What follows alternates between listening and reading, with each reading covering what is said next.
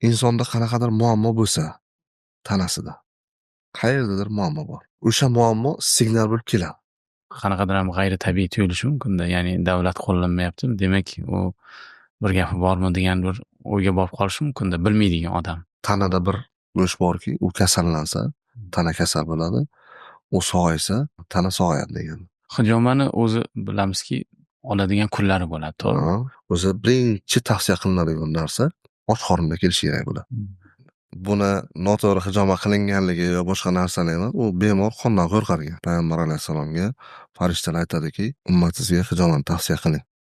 Xoh tabiiy yo'l bilan bo'lsin, xoh dori-ko'l bilan bo'lsin, xoh boshqa narsalar bilan bo'lsin, baribir odamning ishonchi nimada bo'lsa, o'sha narsa shifo bo'ladi. Hurmatli tomoshabin, Irfon TV loyihasini birgalikda rivojlantiraylik.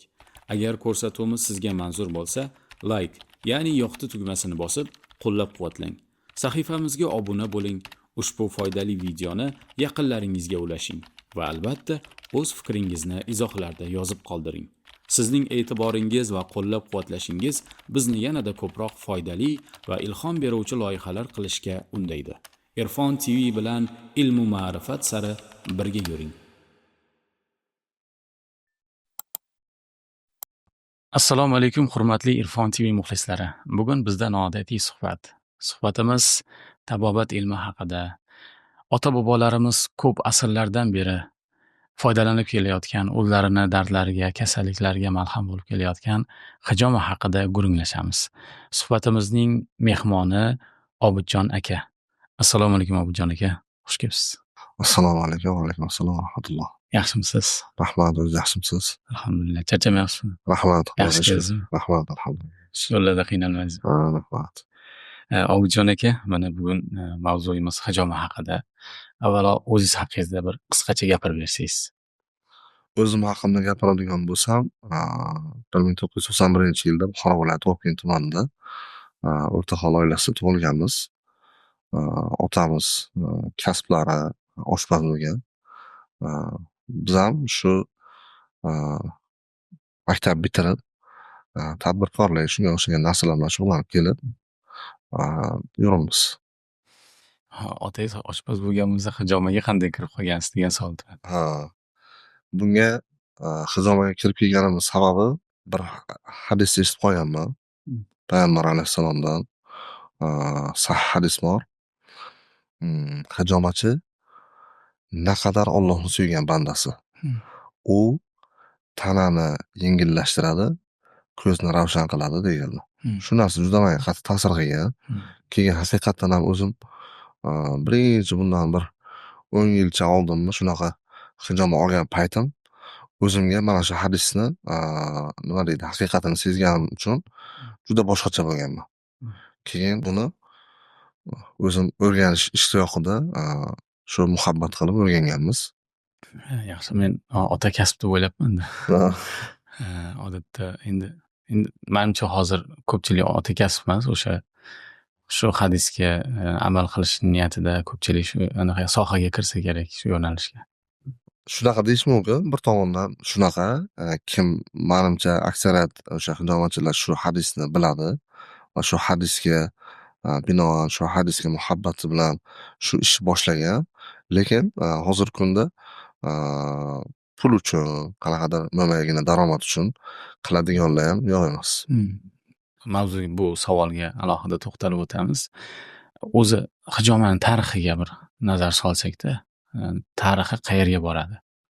Bu bizni faqat biz bilamiz, o'sha sunnatda kelgan, Payg'ambar sollallohu alayhi vasallam o'zlari tavsiya qilganlar, lekin undan ham oldin buni foydalanishganmi? Tarixi qayerdan boshlanadi o'zi?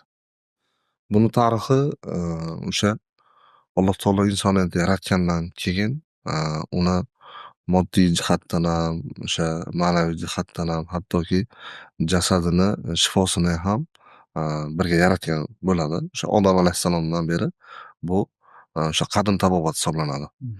Odam yaratilgandan beri bu hijoma bor bo'ladi. O'sha bor bo'lgan. Sababi keyin buni haqiqati o'sha Payg'ambar alayhissalom biz bilamiz, mashhur o'sha Qur'onda ham boshqa nimalarda hadislarda ham keladi. Isro va Mi'roj voqeasi. Isro va Mi'roj voqeasida Buni ko'pchilik eshitganmiz, lekin eng bir nazar soladigan, eng bir o'sha nozik nuqtasi bor. Bilamiz hammamiz Payg'ambar alayhissalom Me'rojga ko'tarilgan paytlarida insoniyat uchun 5 mahal namoz foydali bo'ladigan bo'lsa, xuddi o'sha kuni, xuddi o'sha voqeada Payg'ambar alayhissalomga farishtalar aytadiki, ummatingizga hijolatni tavsiya qiling degan bu hadisni bilamiz. Kelib tutashadigan nuqtasi o'sha bir kunda insonni ruhiyati uchun, o'zini o'sha oxiratda boshqa narsalarda foydasi uchun namoz yoki qanaqadir ibodatlar foydali bo'lsa, xuddi shu paytda hijoma ham aytilgan hisoblanadi. Bu ham hijoma ham juda katta ahamiyatga ega hisoblanadi.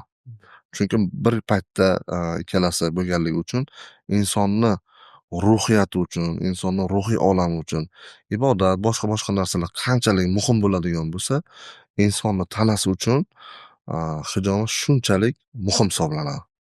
Hijomadan boshqa yana bir faoliyat turingiz bormi, kasbingiz yoki bir yo'nalish tadbirkorlik dedingiz boya.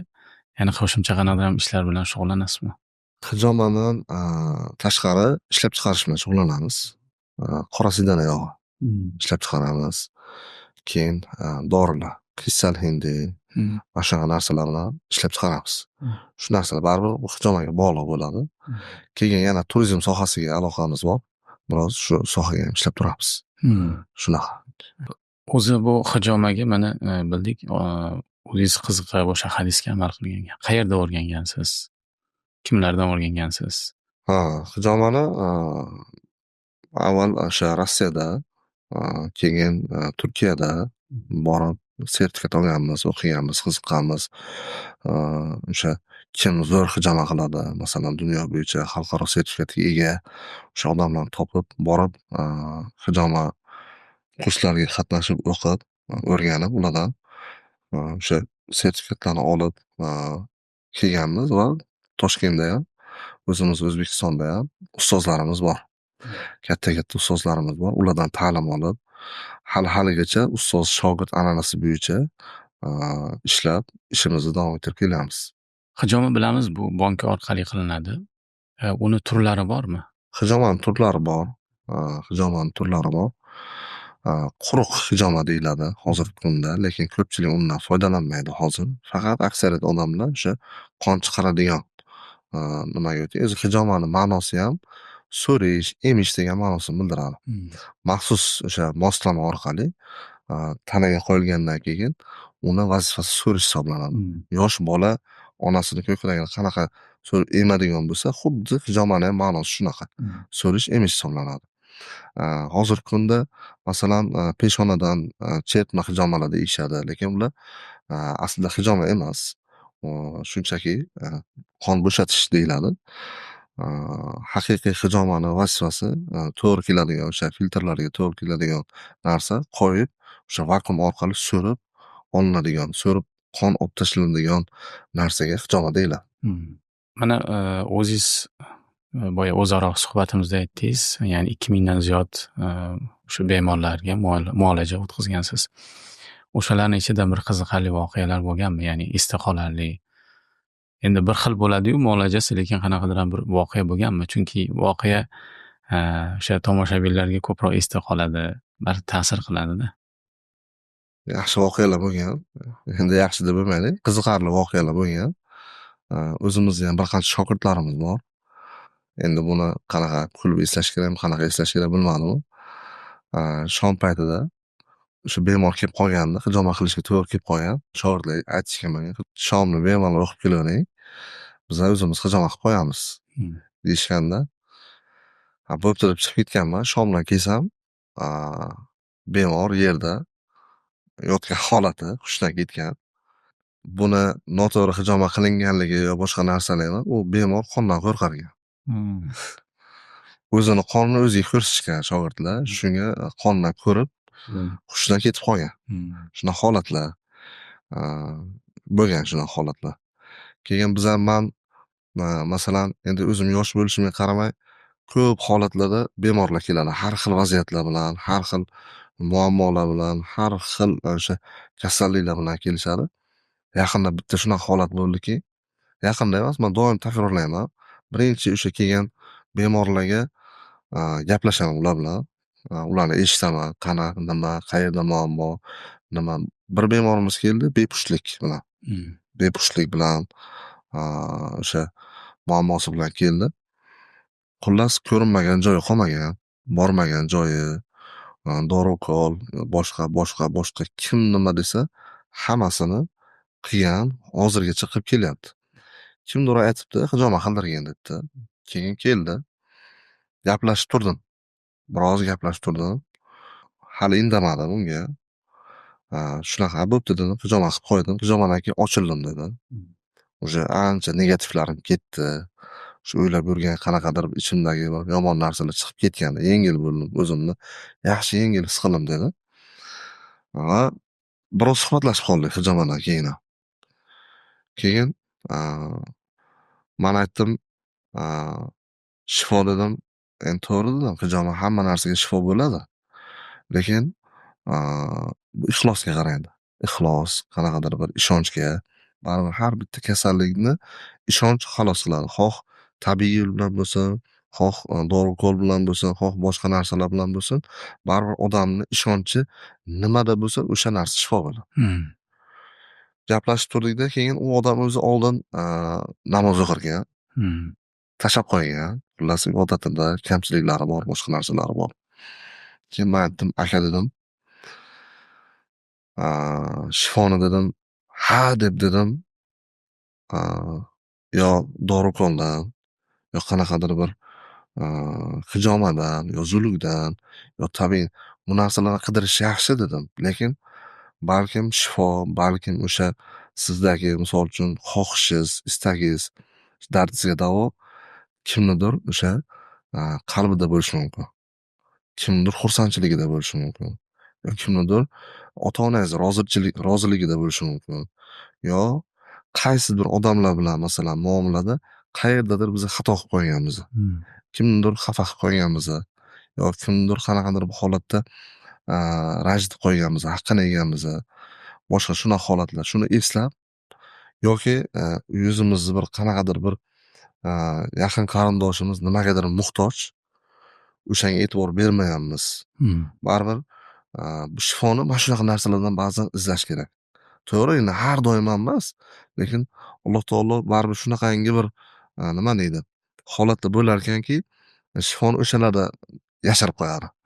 Masalan, kimdir shu dori-ukolga sarflagan pulini olib turib, kimgadir ehson qilib yuborsa, kimgadir yaxshilik qilib yuborsa, u xursand bo'lib ketadi-da, Alloh taolo bunga ham bir o'zini xohlaganini, bunga ham dardiga shifo berishi mumkinligini aytib o'taman. Doim ko'pchilikda shuni takrorlayman. Keyin ularga yana bir shunaqangi tavsiyalar beramiz. Odam bitta yo'lni tanlash kerak. Masalan, yo tabobat yo'lini tanlash kerak, yo o'sha zamonaviy meditsinani tanlash kerak. Endi zamonaviy meditsinani biz hech qachon unaqa kamchiliksiz demaymiz. Baribir kamchiligi bor, boshqasi bor. Uni ham o'zi zarur kerak bo'ladigan paytlari bor, zarur kerak joylari bor. Xullas, ikkalasini misol uchun ham zamonaviy tibbiyotni, ham hijomani birlashtirsa, inshaalloh bemorlarga yaxshigina natija bo'ladi. Navbatdagi savolimiz, ko'proq kimlar hijomaga borishadi? Ya'ni ayollar, erkaklar, yosh bolalar. Hijomani o'zi biz 40 kunlik chaqaloqdan olish boshlaymiz. Sababi hozirgi masalan chaqaloqlar tug'ilishida cherepni davleniya bilan siqilish bilan tug'iladi deydi, lekin ulardan hijoma olib qo'yganimizda ancha o'zi injiqliklari yoki bo'lmasa qanaqadir yig'ilari, nimalari ancha pasayadi, keyin yaxshi bo'ladi. Shu 40 kunlik chaqaloqdan to 70 yoshgacha bo'lgan odamlardan bemalol hijoma qilsa bo'ladi. Hijoma qilishda hech qanaqa bir nima deydi, qarshi ko'rsatmalar yo'q. Endi hammada ham bu degani hammaga ham yotqizib olib hijoma qo'yish kerak degani emas. Baribir kelib bemorning ahvoli, qanaqa oldin qanaqa kasal bo'lgan, masalan kamqonlik, shunaqa narsalar bilan tekshirib, shunaqa narsalar bilan qilish yaxshi afzal. Lekin umumiy holatda hijoma olish uchun kasal bo'lish shart emas. Sog'lom odamlar ham o'zini sog'ligini muhofaza qilish uchun hijomat olib yurishlikligi tavsiya qilinadi. Hmm. Hijomada hozir yuqorida aytib o'tgan gapimni masalan 40 kunlik chaqaloqlardan hijoma olsa qanaqa bo'ladi degan savol tug'ilishi mumkin. Hijomada olinadigan qonda aslida insonni tanasiga kerak bo'lmaydigan o'sha insonni tanasiga qonlik sifatini yo'qotgan axlatlar, tromchilar, musorlar olib tashlanadi. Hmm. Ba'zi bir hadislarda keladiki, hijoma faqat qon oldirishda emas, hijomani tig'ida shifo bor deganlar payg'ambar alayhissalom. Hijomani tig'ida ham shifo bor ekan haqiqatdan. Shunaqa. Shuning uchun bu hech qanaqa yomon oqibatlar olib kelmaydi yo boshqa qilmaydi. Faqatgina buni yaxshigina mutaxassislar ko'rsatish kerak. Yosh bolani misol uchun qattiqroq, chuqurroq kesib yuborib, unga ozor berib qo'yib, yosh boladan ham hozir bu gapimizdan keyin yosh boladan ham olsa bo'lar ekan deb masalan yangi endi hijomaga kirib kelgan yosh hijomachi bo'ladi. Endi yoshi katta bo'lsa ham yosh hisoblanadi-da. Yosh hijomachilar ham shunaqa qilsa bo'lar ekan deb olsa, chuqurroq kessa yo boshqa qilsa ancha ziyon yetkazib qo'yadi. Baribir o'zini mutaxassisiga borgan yaxshiroq hisoblanadi. Mana hozir hijoma o'sha yosh hijomachilar haqida to'xtaldingiz. Hozir onlayn hijoma o'rganish ham chiqib ketgan. Men bir ko'zim tushib qolganda shunga. Bu qanaqa bo'ladi? U ustozdan borib o'rganilmasdan ham bo'lsa bo'ladimi? Bu hozir juda ommalashib ketgan. Yuqorida aytdim-ku, ba'zilar uchun qaysidir o'sha hijomani o'rganish payg'ambar alayhissalom hadislariga taqalsa, ba'zilar uchun mo'maygina daromad. O'sha kunlik ish uchun ham odamlar hijomani o'rganib, onlayn bo'lsa ham o'rganib hijoma qilishyapti. Bu juda noto'g'ri narsa. Sababi uni har bitta nuqtasi hijomada olinadigan har bir nuqta keyingi nuqta aniqlaydi. Bu masalan hozir bu gaplar hijoma o'rgatuvchi misol uchun ustozlar boshqa narsalar aytmasligi mumkin. Bu mani umumiy xulosam. O'sha boshqa joylardan o'rganganlarim, o'zimni tajribamdan kelib chiqqan narsam birinchi qo'yiladigan nuqta ikkinchi nuqta aniqlaydi. O'sha birinchi nuqtaga qo'yilgandan keyin terining holatiga qarab, qonni holatiga qarab, yana qancha kelish kerak, necha kun kelish kerak, qanaqa bo'lishi kerak, unga mana shu yetadimi, yetmaydimi? Mana shunaqa narsalarni o'rganish uchun bu bir hafta kifoya qilmaydi. Keyin onlayn kurslar hozir umuman noto'g'ri deb hisoblayman. Xuddi bu nima deydi? Mana karantinda shifokorlar o'qidi, karantin bo'lib qolganda ular onlayn o'qidi. Shunaqa. Odamning o'zini joni hamma narsadan aziz bo'lishi kerak. Borgan paytda so'rash kerak, necha yillik tajriba, qachon boshlagansan, qachon o'rgangansan degan savollar bilan baribir odam o'zi uchun qiziq qo'yish kerak bo'ladi. Uy sharoitida qilinadigan hijomalarga iloji boricha tavsiya qilinmaydi. Maxsus bir joylar, birinchi navbatda gigiyenik, o'sha gigiyena qoidalariga rioya qilingan holatda qilinadigan hijomalarga borishsa inshaalloh nur ustiga a'lo nur bo'ladi.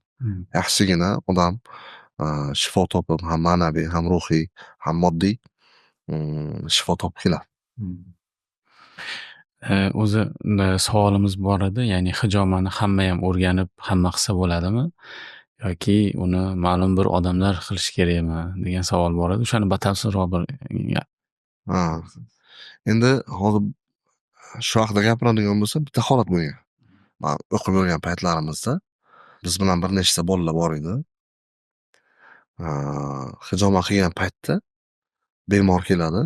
Hammamiz hijoma qilamiz, boshda turamiz. Keyin o'zimiz yakka tartibda hijoma qilamiz. U bola o'zi hijoma qila olmasdi. Qo'rqardi. Nimadan qo'rqadi? Ko'ziga har xil narsalar ko'rinib, har xil sharpalar ko'rinib, uni qilishga qo'ymas ekan. Endi bu narsa men to'g'risini aytyapman. O'sha bo'lgan voqeani, bo'lgan voqelikni. Shundan kelib chiqib, buni baribir qiladigan odam shu musulmon odam, kunlik musulmon odam bilish kerak bo'lgan narsalarni bilish kerak. Oddiygina tahorat. Tahorat nimaligini bilmaydigan odamlar bor. Masalan, hijomani o'rganyapti. tahorat o'z amallarini pokiza yurish kerakligini, hijomat oladigan odam juda pokiza bo'lishi kerak. O'zi tahoratli holatda bo'lishi kerak. Qiladigan paytda hech bo'lmaganda Oyatul Kursini tajvid bilan o'qiy oladigan darajada bo'lishi kerak. Shu nuqtada bitta achinarli holat borda. Manga o'sha mani yonimga ham bir ikkita odamlar keladi. Qo'llariga nakolka urilgan, boshqa qilingan. Men hijomat o'zim sartaroshman deydi. Men hijomat o'rganmoqchiman deydi. U keyin sunnat ekan, payg'ambar alayhissalom aytgan ekanlar, o'zi sunnat nima ekanligini bilmaydi aslida. Payg'ambar sollallohu alayhi vasallam tanimaydi. Lekin nima deydi? Odamlar shunga ko'p boryapti, pul uchun shunaqa narsalarni o'rganadiganlar ham afsus juda ham ko'payib ketyapti.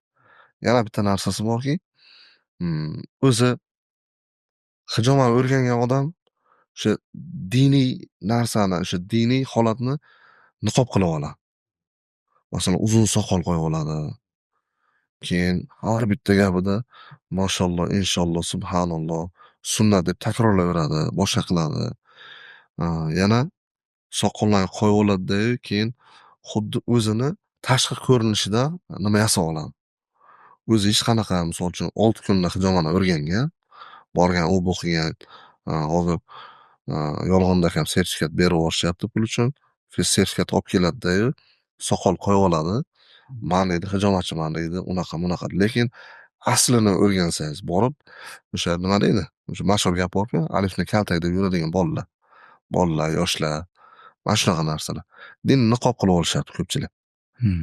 Bu nima deydi? Biza vaqti kelganda hijomat qilmaymiz odamlardan. Holatiga qarab, sizni holatsiz hijomat qiladigan holatda emas. Siz shifokorga borib uchrashingiz kerak.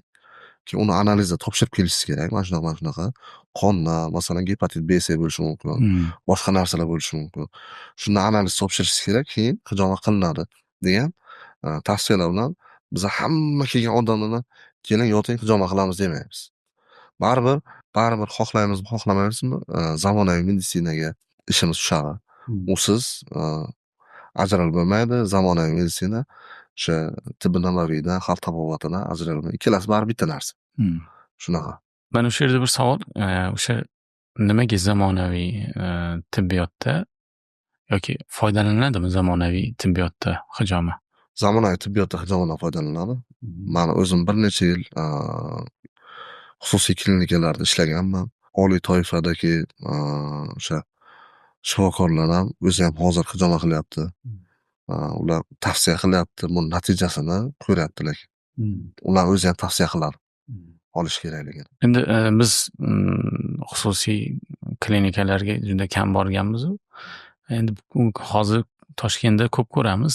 O'sha xususiy klinikalarda ham zo'rlik, hijomat qo'shib qo'yishgan, lekin davlat miqyosida ko'rmaganimizga bu qanaqadir ham g'ayritabiiy tuyulishi mumkin-da. Ya'ni davlat qo'llanmayaptimi, demak u bir gapi bormi degan bir o'yga borib qolishi mumkin-da, bilmaydigan odam.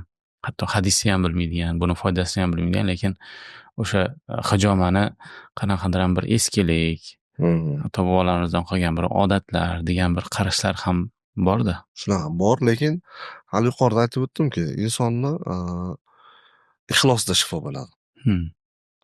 Mana shunaqa odamlar, masalan, dori-ukolni yaxshi ko'radimi? Unaqa odamlarga siz hijomat qilib ham foyda bo'lmaydi ularga. Hijomat qilsangiz ham u foyda bo'lmaydi, chunki ixlosi, ishonchi o'sha ukolda yo osmon ukolda yo tabletkada. Unga o'zini xohlagan narsasini berish kerak.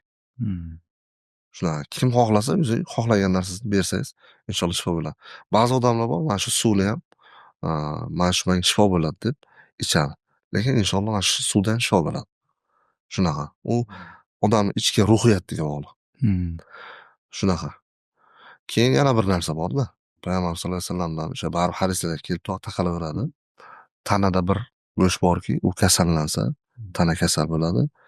U sog'aysa, tana sog'ayadi deganlar. Shuning uchun asosiy organi qalbga berish kerak. Qalb o'zi ikki xil-ku. Ham o'sha moddiy bor, ko'rinadigan, keyin ma'naviy bor. Yurak ya'ni. Ha. O'sha ko'proq ma'naviyga qaratish kerak. Ma'naviy. Shunaqa kasalliklar bor. hijoma qilasizmi, zulu qo'yasizmi, butun dunyoni dori darmonlarini oladi, tuzalmaydi greja. Bu hammaga ham taalluqli emas. Greja bilan g'iybatni o'zaro bog'liqligi. Masalan, g'iybat qiluvchi odam hozir aytganimizdek butun dunyoni dori darmonlarini oladi, hijoma qildiradi, zuluk qo'ydiradi. O'zini hozir barmoqdan tepaga osish degan xalq taboati bor. O'zini o'sha barmog'idan, oyog'ini barmog'idan tepaga teskari ostiradi. Nima qilsa qilsin tuzalmaydi. Sababi ma'naviy qalbni to'xtatish kerak, g'iybat. G'iybatni to'xtatgan zahoti bu hammaga ham tegishli emas. Endi grejasi borlar, shu bel og'riqlar hammasi man g'iybatchi ekan deb o'ylamasa, endi tuzalmaydigan ba'zi bir odamlar bor. Ular qancha nima qilsangiz ham befoyda. Sababi o'sha g'iybatdan to'xtash kerak bo'ladi. G'iybatdan to'xtab, Alloh taolo bilan o'zini o'rtasidagi munosabatni yaxshilashga harakat qilish kerak. Sababi u munosabat yaxshilanmaguncha butun insoniyat kelib unga yordam beraman desa, hech qanaqa foydasi bo'lmaydi. Shunaqa. Ba'zi bir kasalliklar bor. O'pka kasalligi. Borib taqaladi-da. O'pka kasalligi nimani? Hammani arazlab yuradigan, o'pka qilib yuradigan, o'pkalab yuradigan odamlar bor-ku. Unaqa odamlar ham o'pka kasalligiga chalinib qoladi. Har narsa gila saqlaydi, boshqa qiladi, boshqa. Mana shunaqa narsalar o'pka kasalligiga keltirib chiqaradi. Shunaqa, buni sabablari juda ham ko'p.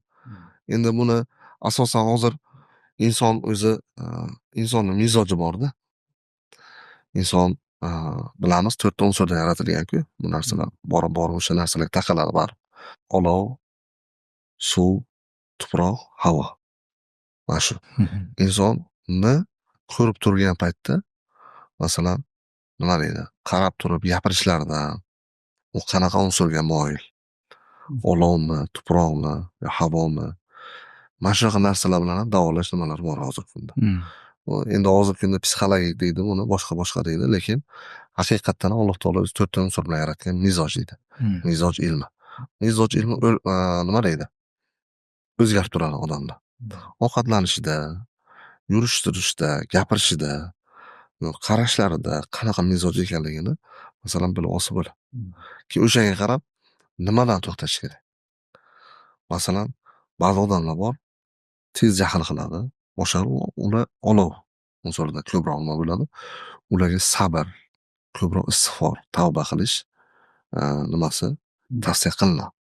Endi bu tasavvufga kirib ketib qoladi. Xullas shunaqa. Biza yuqorida aytdim-ku, kelgan odamlar faqatgina hijoma qilib jo'natmaymiz. Ba'zan ichidagi dardini ko'pchilik aytib ketib qoladi.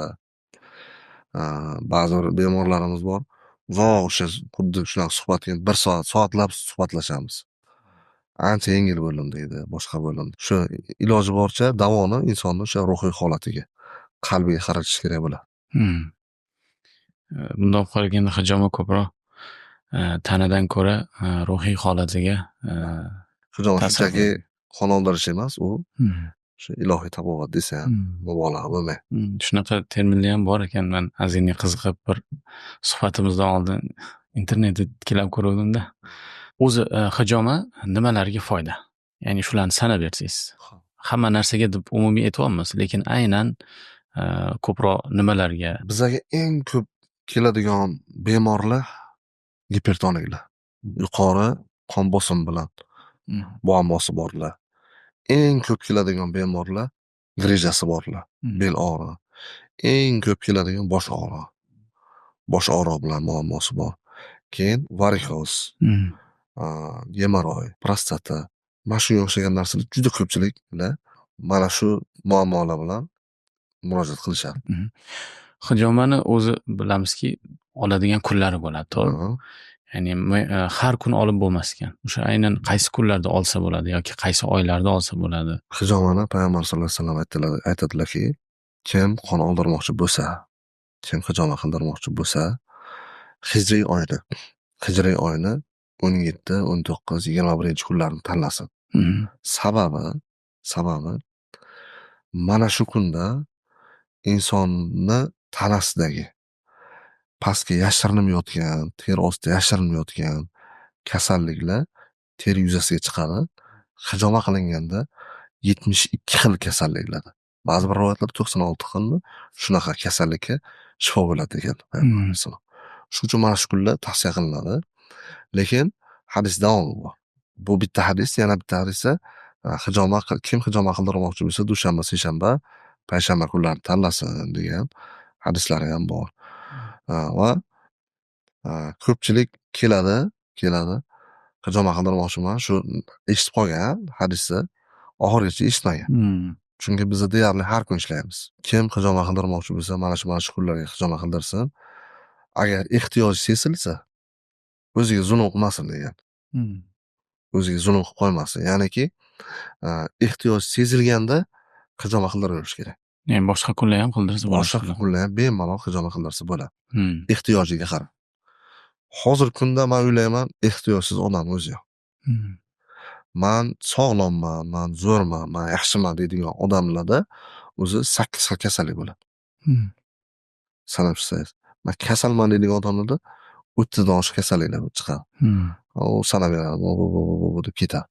Shuning uchun o'ylayman, deyarli har kun hijoma qildirsa, ehtiyojiga qarab bemalol bo'lar.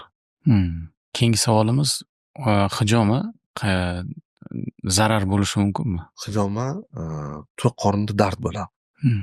Buni biza o'sha faoliyatimiz davomida ham anchagina ko'rganmiz. To'q qorinda keladi, ovqatlanib zo'r bo'lib keladi.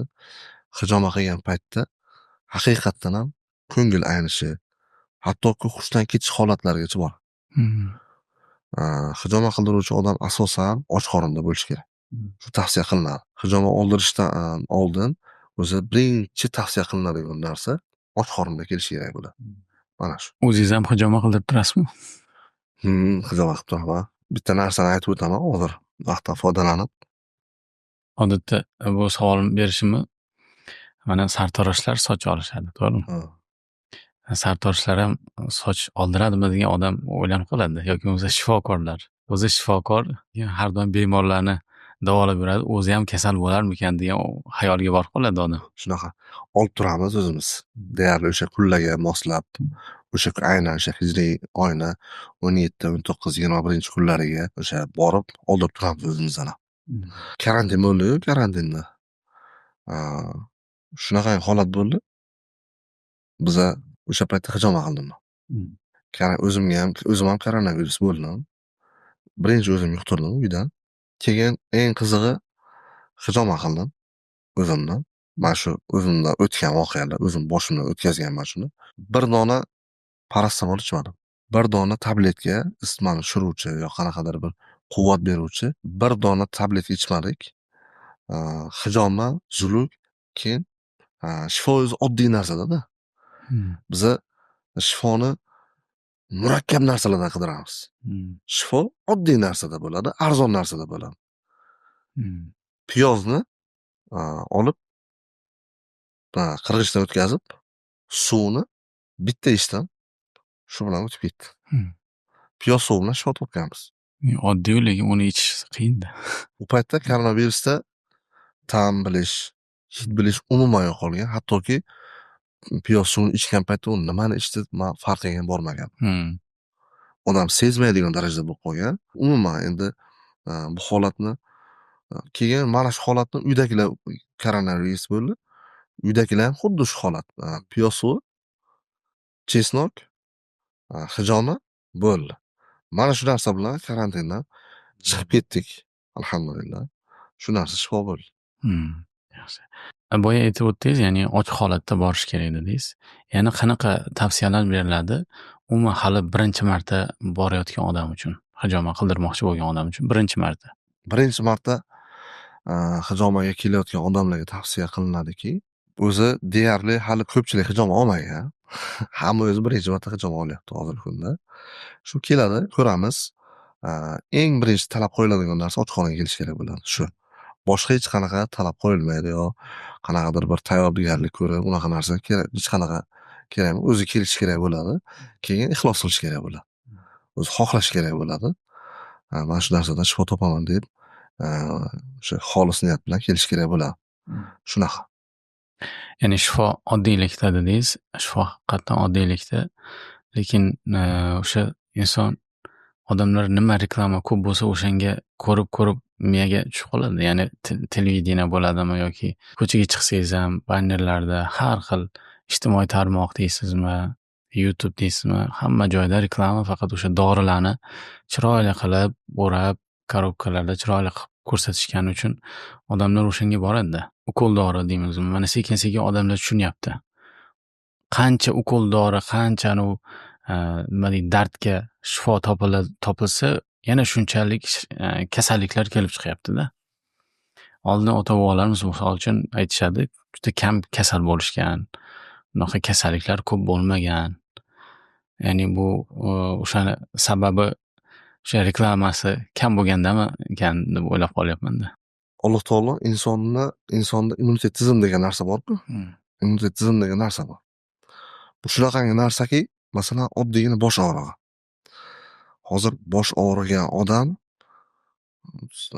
tezda borib yo Trenol yo boshqa og'riq qoldiruvchi dori ichadi. Aslida insonni bosh qismi og'rish xususiyatiga ega emas. Faqat teri ostidagi mayda tomirlar signal vazifasini bajaradi. Insonda qanaqadir muammo bo'lsa, tanasida qayerdadir muammo bor. O'sha muammo signal bo'lib keladi. Boshga, bosh og'riydi. Immunitet tizim nima qiladi? Mana kompyuterlarda xuddi antivirusga o'xshagan narsalar bor-ku.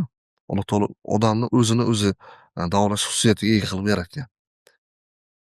Shu signal kelgan paytda immunitet tizim ishga tushadi. Ishga tushadi-da, borib qayerda muammo borib, o'shani aniqlashga tushgan paytda biz bitta dori ichamiz-da, signalni uzib qo'yamiz. Signal uziladi, immunitet tizim qayerda muammo bilmaydi. Bu hol bir necha marotaba takrorlanadi. Bir necha bor o'sha takrorlangandan keyin immunitet tizim o'z-o'zidan ishdan chiqadi. O'sha keyin boshqa kasalliklar kelib chiqaveradi o'zi. O'sha masalan pochkasi og'rigan bo'lishi mumkin, oshqozoni og'rigan bo'lishi mumkin, boshqa. Mana shu narsalar o'zi asli signal bo'lib keladi. Biza dori bilan ichamiz, vaqtinchalik to'xtatamiz. Dori ukollar vazifasi endi qaysidir holatlarda juda zarur bo'ladi. Kerak bo'ladi, ishlasa joiz bo'ladi. Har deganda dori ukol yomon deb bo'lmaydi. Hamma narsa o'zi o'rnida ishlatgan baribir yaxshi bo'ladi. Sababi dori ukollar vaqtinchalik kasallikni bloklaydi. Ta'sir ketgandan keyin kasallik kelgan joyida davom etib ketaveradi. Mana shunaqa. Shu uchun endi bilmayman, yana bitta narsa bor. Shu ustozlardan eshitgan yo nima qilib yurgan. Qanchalik sahih, qanchalik zaif, buni qanchalik aytish kerak, qanchalik aytish kerak emas bilmadim, lekin bosh og'rig'iga chidolmagan mana ummatim emas deganlar payg'ambar alayhisalom. Buni o'sha zamirda borib, o'sha sabr qila olmaydigan, bosh og'riganda tezda masalan nima ichadigan, dori ichadigan odamlarda shunaqa holatlar, shularga aytilgan bo'lsa kerak deb o'ylayman o'zimcha. Shunaqa. Mana hijomat, o'sha tabobat. Eski ota-bobolarimiz foydalanib kelayotgan tabobat ilmi. Bu hozirgi zamonaviy ilm bilan bir tadqiqotlar o'tkazilib, ilmiy tarafdan buni qanaqadir bir zamonaviy ilm, fan buni tan olganmi? Afsuski yo'q. Zamonaviy ilm hali bunga masalan chuqur qaratib qanaqadir bir tadqiqotlar o'tkazmagan. Shunchaki qon olish, uni tomirdan olsa ham yaxshi bo'ladi deb qarashlar bor. Lekin bu men o'ylayman, isbot talab qilinmaydigan haqiqat. Qanaqadir isbotga ham muhtoj emas. Qanaqadir zamonaviy tibbiyotni bir ilmiy tadqiqotlarga muhtoj emas. Payg'ambar alayhissalom aytadilarki, oxir zamon ummati faqat hijomatdan shifo topadi degan hadislari ham bor. Endi aytyapman, endi bu kitoblardan o'qiganimiz, misol mumkin ehtimol zaif bo'lar yo boshqa bo'lar, lekin buni haqiqatan o'z ko'ramiz. Mana shu yaqin 5 yil ichida juda ham rivojlanib ketdi hijomat. Misol uchun 5 yil oldin biza birinchilardan bo'lib Buxoroda o'zimiz boshlaganmiz hijomat. Hali boshlagan paytimizda hijomat desak, hijomat nima u? Haqiqatan ham yeydigan narsami deydigan odamlar bo'lgan.